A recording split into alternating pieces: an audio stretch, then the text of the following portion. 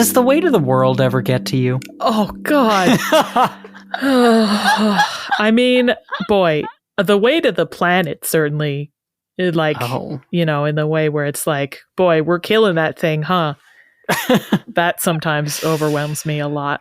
Yeah, I mean, as it should. You are solely responsible for climate change. No, that's the thing. That's why it's overwhelming. It's because, what can I do as just me? What if this whole episode was just a list of things you could do to combat climate change? Oh, that would be great. And you wandered into it. But then it's exhausting, you know? Yeah, that would be exhausting. It's hard. Because really, the only thing you could do to combat climate change is to tear down the patriarchy. Yeah. Burn it all down, except don't burn it, because that'll kill the atmosphere. Yep. Well, that's good, Emily. I'm glad that you have actionable goals. Yeah. Welcome to Butter No Parsnips. Every week on Butter No Parsnips, your hosts Kyle Imperator and Emily Moyers take you on an adventure through the weird, wacky, wonderful, and sometimes even wicked world of one wayside word. Strange characters, delightful bits, and general joyousness abound. Join them as they test each other's etymological expertise.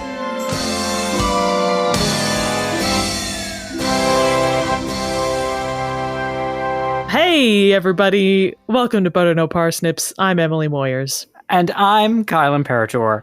And Emily is about to let the weight of the world get a little smaller. That's right. Instead, Emily's got the weight of the word on her today. Oh, beautiful, Kyle. Thank you. I just came up with that. But that was good. Can I know the word that my shoulders are currently buckling under? Yeah, I guess you can know. Emily, you're going to look in the mirror, right? You're looking in the mirror. Okay. And backwards, you see on your shoulders this word spelled out for you. Cark. C-A-R-K. Cark. I'm insulted by this word. This word has insulted me. I didn't intend to insult you. Cark? Isn't that what you kept drinking from Seth's lab? No, that was Kilk. Cark. I don't like it. Okay. I am going to ask you for the part of speech, but I just want you to know right now that really any part of speech you tell me it is just going to make me angrier. It's not going to make it work for you. Why don't you take a guess? What do you think?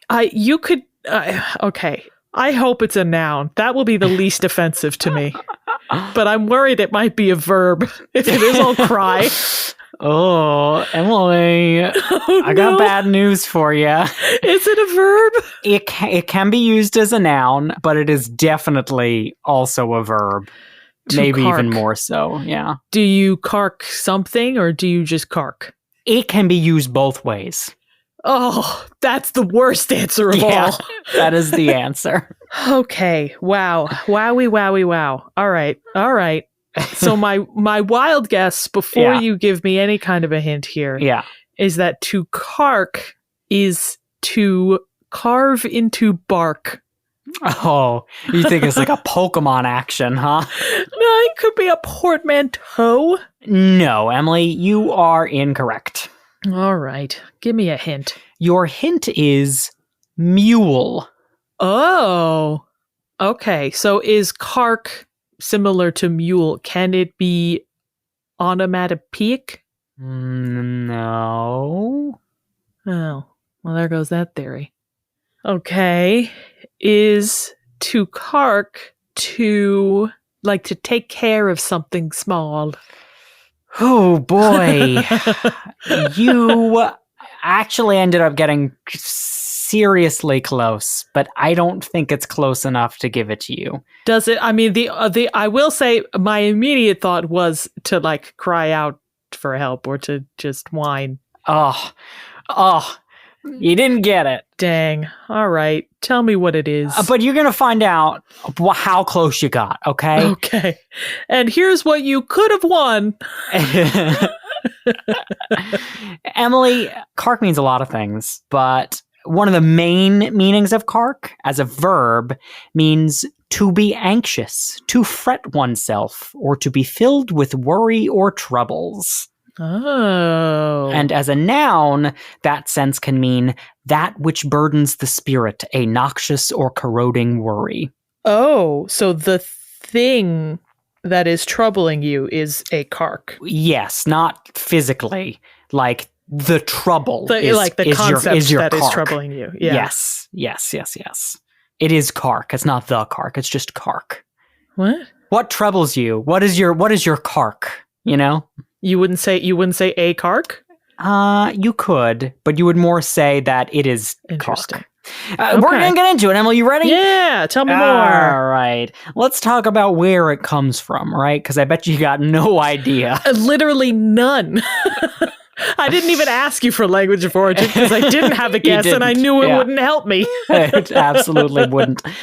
Emily, surprisingly, maybe not surprisingly, kind of sounds like it. Cark comes from Middle English. Oh. Karken or charken, to be anxious or worry, but it could also mean to load something or to bear crops. Karken, sure. Right? Like you load up your brain with troubles. With troubles, exactly, yeah. Karken comes from Old Northern French carquier, which meant to load or worry. And that comes... Or what you shout out when you finally find your car keys. Carky, yay! Yeah, you got it. Yeah, that's pretty good. That comes from Latin caricare or carico, which meant to load, of course. Yeah, this is all adding up. It's all adding up. Wait for it to really add up, Emily. That Latin comes from carus, a wagon or a two-wheeled baggage cart, or a cartload or a wagon load. So just carry? Yeah, hold on. Oh, I'm sorry, I jumped ahead. Cart. That's Is okay. it cart, Kyle? Wait, hold on. Which was borrowed from the Gaulish and Proto-Celtic karos, meaning wagon, from the Proto-Indo-European kursos, meaning vehicle, from the prefix kers, meaning to run. To run. Yeah, that's where we get some other words from. Which brings me, I clearly are really excited to get there, Emily. What other words might we get from the Latin carus? Cart and carry? Carry, yes, but cart, no. Cart actually comes from a different etymological background, which we won't get into, but I looked it up because I thought, well, it's got to be related, and it's not. Okay. Care? Nope, but we'll talk about that later. 2 strikes. Yeah. I should have stopped at carry. Is there more? There's a lot more, yeah. Oh. Try one more. Carousel? Yes. Carousel does come from carus. It was 2 for 2. Not one of the ones we were going to talk about today, but yeah, you got it. The only 2 words that I said, and I was right. Yeah, okay. So, Emily, here's some other words that come from carus. Car is the main one. Wait, car and not cart? You're telling me car and cart don't come from the same root? I am telling you that, Emily. That's a disgrace. I know. Car comes from Old Northern French and Anglo-Norman care, C-A-R-E, and that was borrowed into Middle English and inherited into modern English from there. Carry, which you brought up earlier, comes through the Anglo-Norman carrier and Middle English carrion. Yeah. Is it related to carrion? I looked that up too, and no, it's not. That comes from a different... They all sound similar, huh? I'm going to just list all the words it's not related to. Yeah. But also from Anglo-Norman carrier is carriage through Anglo-Norman and Middle English carriag. I don't know how. Middle English is impossible to pronounce. That meant a transportation of goods or a carrying or a fee charged for transportation. Yeah. And there's one more that we're going to talk about before we move on. Cargo. From Spanish cargar, meaning to load, and cargo, meaning a load or burden. Yeah. That's fun. Yeah. Words are crazy. Words are crazy. Emily, it's about to get even crazier for you. Because there's one more word that's related to carus, and it's a doublet of cark. What is it? I have no guesses left in me. Every guess I say has been wrong. It's a little bit of a story. So, way long time ago. Oh, he's gotten into a rocking chair and taken his teeth out. Are you comfy? No, put it back in. Put it back in.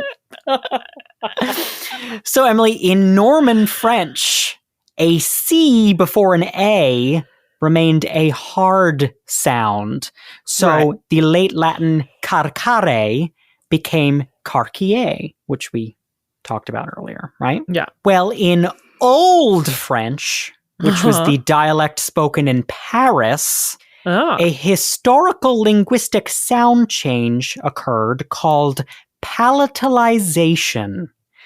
And that describes a process where consonants are articulated differently over time. Palatalization. Sure. So here in Old French, a C before an A became a soft sound. So the Latin carcare becomes chargir, meaning to load.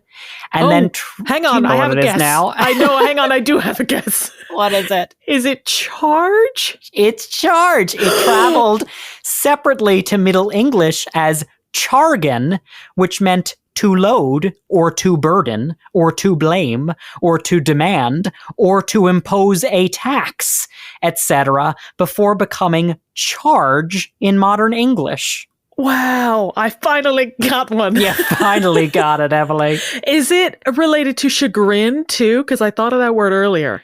It is not related to chagrin. How many words is this word not related to? So many. All of them, frankly. But Emily, the OED lists one definition of cark as to load or burden, or to charge or impose as a charge upon, or as a noun, a charge or burden of responsibility is a cark. Sure. So, like, your cark could be, like, the burdens that you feel in yourself or the burdens that other people have put upon you. Yes, exactly. And it could be, like, physical burdens, like my job, Yeah. Or it could be mental burdens, Yeah, mental strain. I like that. It's fun, right? I love a versatile word. It's so versatile. It gets even more versatile, Emily. You're going to love this episode. Oh, I don't know if I can handle much more. You got a lot more. Ready? So the OED, though, Emily, says the figurative use to cark meaning to burden with care, burden as care does to worry, harass, vex, trouble, or as a noun, that which burdens the spirit, a noxious or corroding worry, that dates first, before the definition I just gave before, way back to the early 12th century. Wow. Yeah, as old. I mean, it's Old English, Yeah. Yeah. This action of burdening came around to the definition of the action of being anxious, to fret oneself, to be filled with worry or troubles. Likewise, as a noun, a troubled state of mind, distress, anxiety, or anxious concern or labor. Is a cark? Is a cark, yeah. Wow, interesting. Your state of mind is cark. So here's some examples for you, because I know it's a lot out there. Yeah, I'm having trouble envisioning the word in context. So in these last few senses, cark is often paired with other words, especially a word you brought up earlier, care. Oh. Yeah, good guess. So a good example of this is Henry Wadsworth Longfellow's poem Nuremberg. And here's a little snippet of that. And at night the swart mechanic comes to drown his cark and care, quaffing ale from pewter tankards in the master's antique chair.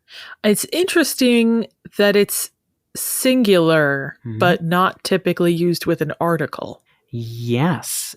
Interesting, right? That is it's grammatically weird to me. Well, it is as care is, right? But you would say your cares, plural. But you could say, the care of, something. I guess. There's more to it. There's more to it, Emily. Okay. I'm along for the ride. You're along for the ride. So, carking could be used as an adjective, which as an attribute of care or similar words meant burdening, wearying, distressing, grieving, or fretting. Oh, so something could be carking to you. Yes, like a carking something, like a distressing something. Yeah. Especially care, carking care. Oh. Yes, and Longfellow, surprisingly, amply featured the sense of the word in a different poem. This is his translation of a poem by the French Duke Charles of Orleans, of Orleans. It's a brief and relatable poem, so I'm just going to read the whole thing to you, okay? Okay. Hence away, begone, carking care and melancholy. Think ye thus to govern me all my life long as ye have done? That shall ye not, I promise ye. Reason shall have the mastery. So hence away, begone, carking care and melancholy.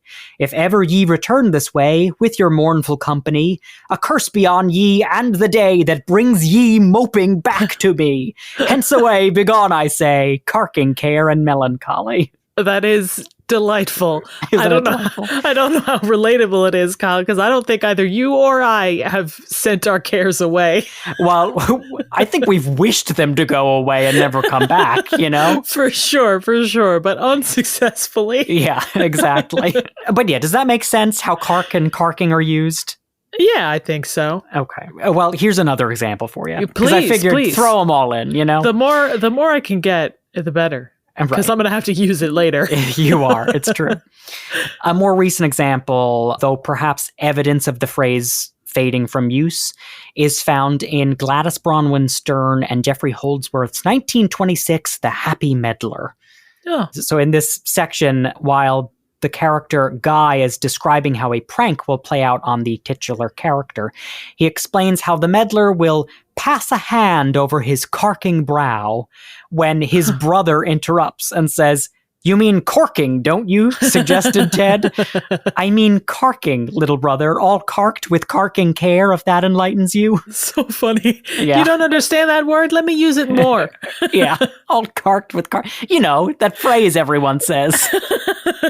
Yeah, Emily, so back to care, right?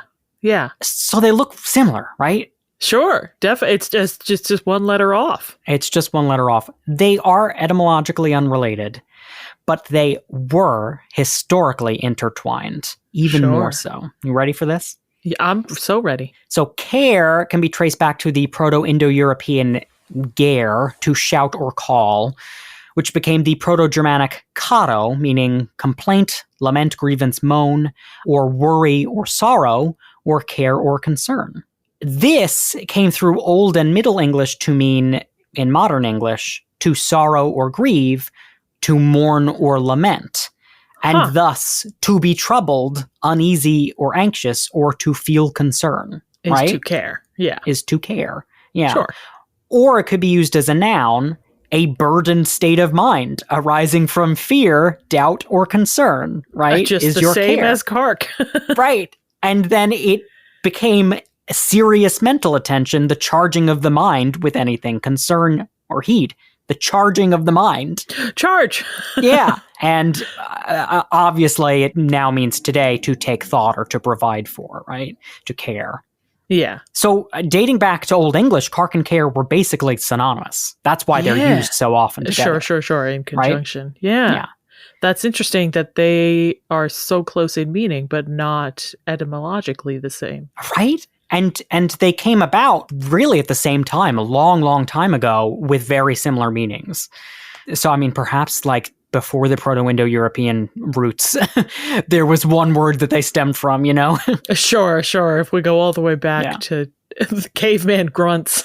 Yeah. There's some even, you know, more similarities between the two. In the 1500s, the phrase "in care of" came about, as in charge of something. Oh. From whence we get to take care of something, to look after something. Sure. Yeah. In care of, in a modern sense, sounds more like the person being taken care of. Yeah, I think in care of is often used, like today we'll say like in the care of. Yeah, or in the sense of like mailing something to someone. Well, sure. Care of this place. Yeah. Cark, in a weakened sense, also basically means to take thought or care to busy oneself, as in to cark for sheep and lambs that cannot tend themselves. Adorable. Yeah. And as a noun, cark could literally mean just care, heed, or pains, as in the cark and care men took about good husbandry.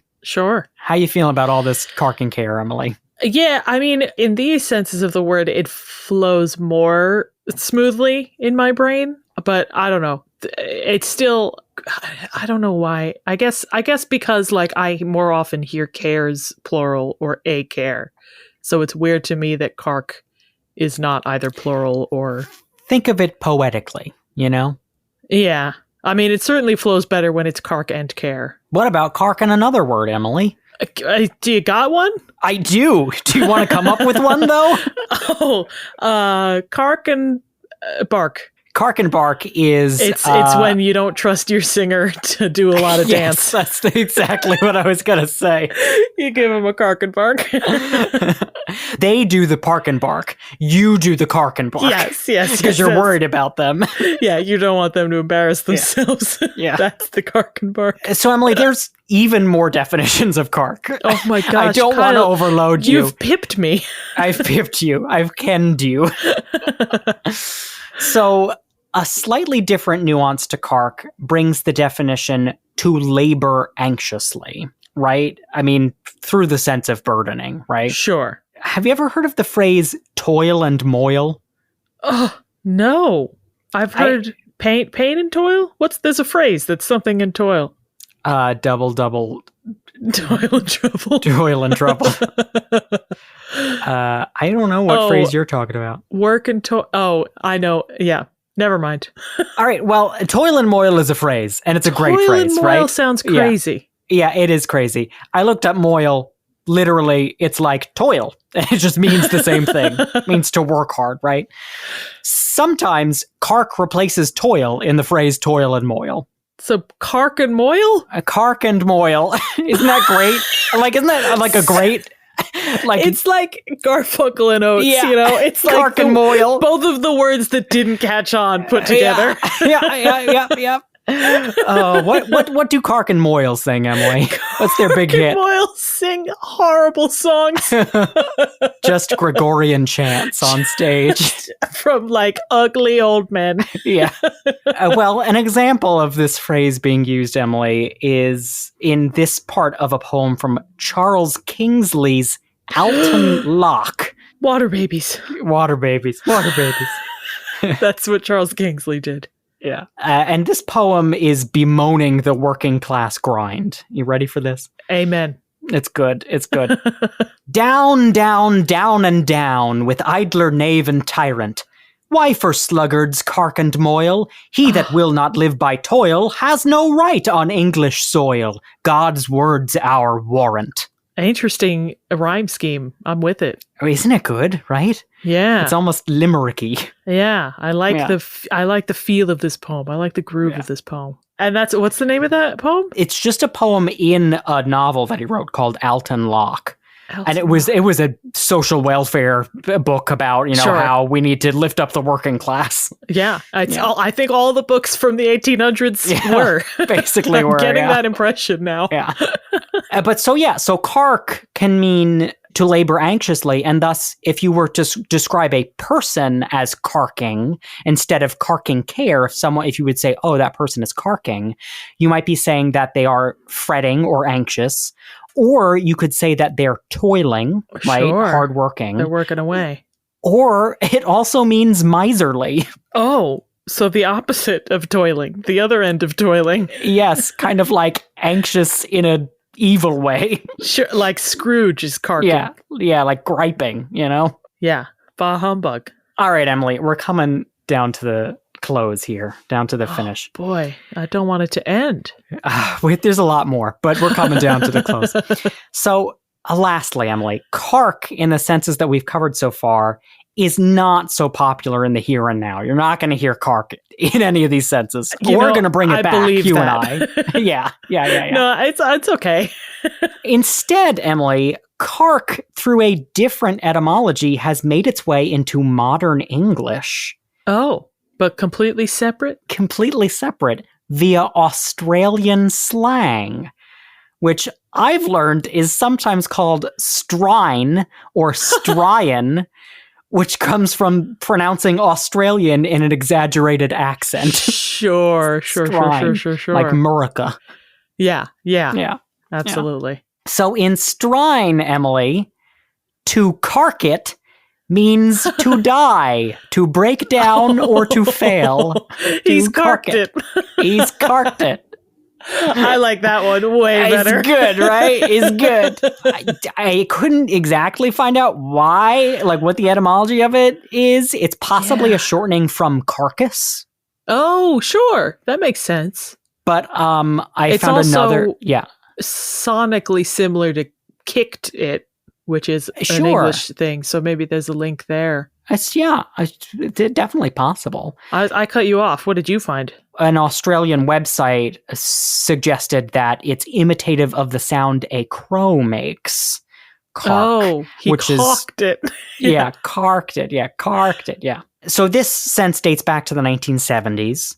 And to round us out, Emily, I've got this beautiful 1979 quote from Waroni, which is the student newspaper of Australian National University. Oh, all ready for this great quote? Yeah.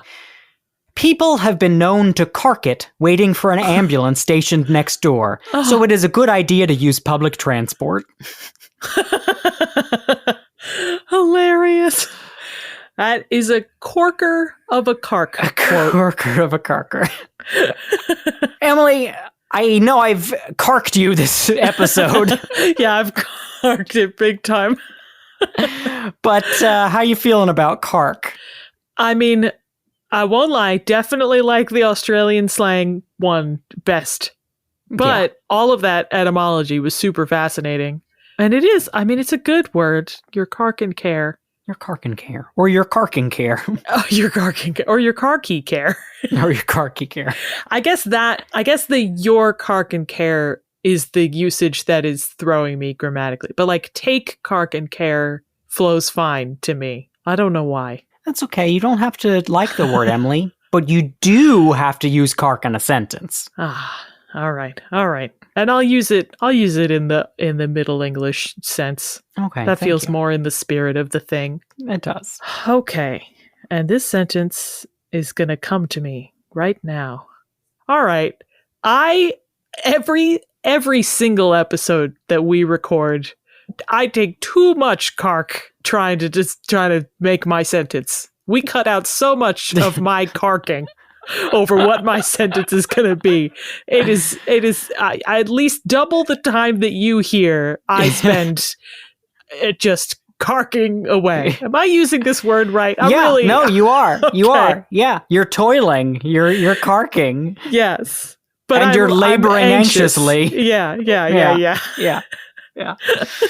No, that's good, that's Emily. That's the truest sentence we've ever had. Yeah, it really is. Lovely, Emily. Kyle, can we play a game? Can we play a game? I was hoping that maybe we could just play a little game if you had one. I don't know if you have one. Yeah. Well, I've carked a lot over this game, so.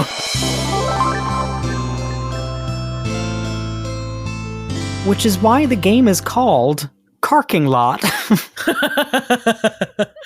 Beautiful. So, Emily, there are some cark definitions that surprisingly we weren't able to cover. Oh my gosh, of course we're going to go over more. Yeah. So I'm going to give you 3 definitions and you'll guess which one is the correct definition, okay? Okay. 2 lies and a truth. So the first is for the noun version of cark, okay? Okay.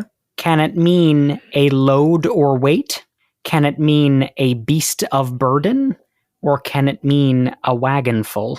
Oh, well, A and C are similar, but I think it is the first one that you said. A load or weight? Yes. That's a good answer, Emily, because you are correct. Nice. Had to happen at some point today. Yeah, so a cark was an old measurement for many things, but most notably wool. Specifically a load of wool? Yes, a cark of wool equaled about 300 or 400 weights, or 1/30 of a sarpler. No, a sarpler is like a drink in the Star Trek universe. I know, doesn't it sound like something? A sarpler pit. A sarpler pit? No, a sarpler was a large bale or package of wool weighing about 2,240 pounds. Oh my gosh. If you're British, 80 tods. And that's just 80 men named Todd. Named Todd, the British Todds, all weighed the same, and they amounted to 2,000 pounds. They were 1/80th of a ton. Yeah. Okay, next, Emily. This is a word related to Cark. It's a word, Sir Cark. Surcark, Sir Cark. The Honorable Sir Cark. The Honorable Sir Cark will now speak. Oh, I don't know if I can do it. Oh, he's so bashful, Sir Cark is. It's just, I've thought a lot about it, and it's that way. Oh, gosh.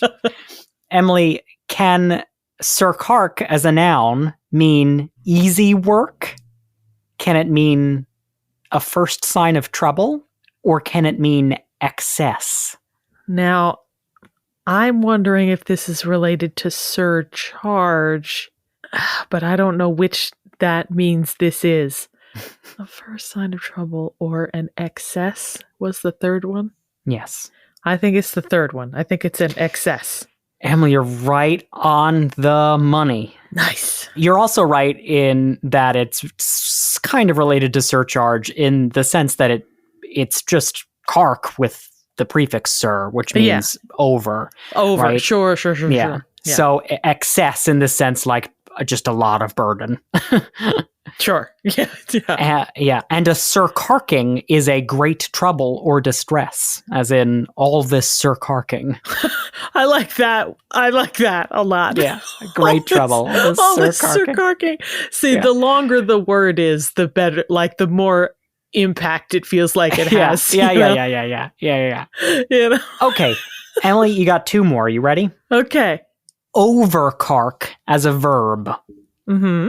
Can that mean to hinder, to oppress, or to stun? Oh, boy. Those are all very near. I didn't like that on purpose. You did, huh? You jerk. I mean, hinder feels like the easiest, but now I wonder if it's a trick. But then what if I overthink it and talk myself out of the right answer? Then you're carking. Boy, and you're in the spirit of the episode. Here I am carking. All right. I am not going to overthink it. I think it's hinder.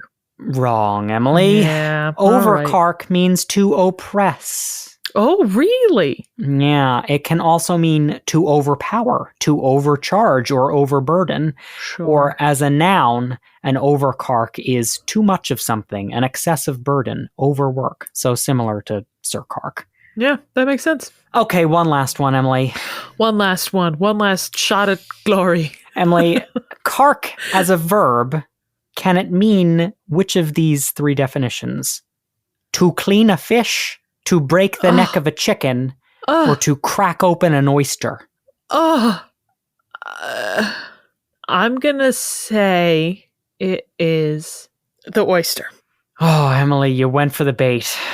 Was it the chicken? To cark can mean to clean a fish. What? Emily, that's not similar at all. In searching cark on the internet, I found multiple instances of fishermen using the phrase carking a tuna to talk about filleting it and reducing it to its carcass. To cark a tuna. But is it spelled with a K? Spelled with a K.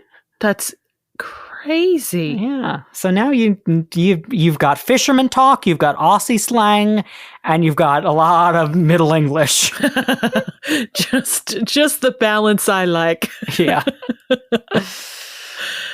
Wow. Well, thank you, Kyle. Really thank good you, game. Emily. Thank you for sitting through all of this carking. No, it was not a cark at all. It was a pleasure. Oh, thank you. It was a care. It was a care. And I hope it was a care for everyone listening. Hey, remember you can find Butter No Parsnips on social media, on Facebook and on Instagram at Butter No Parsnips Podcast, and on TikTok at Butter No Parsnips. And if you liked today's episode, consider giving us a 5-star rating or review wherever you heard us. And if you really liked today's episode, consider donating to our Patreon at patreon.com/butternoparsnips. Donating $5 or more earns you a shout out, either on social media or here on the podcast. Thanks so much to all of you. You help us make what we make. And with that, I've been Kyle Imperator. Imperator. And I've been Emily Moyers, and this has been Butter No Parsnips. Butter No Parsnips is produced by Seth Glicksman, Emily Moyers, and myself, Kyle Imperator. The main and accompanying themes were composed by Kyle Imperator.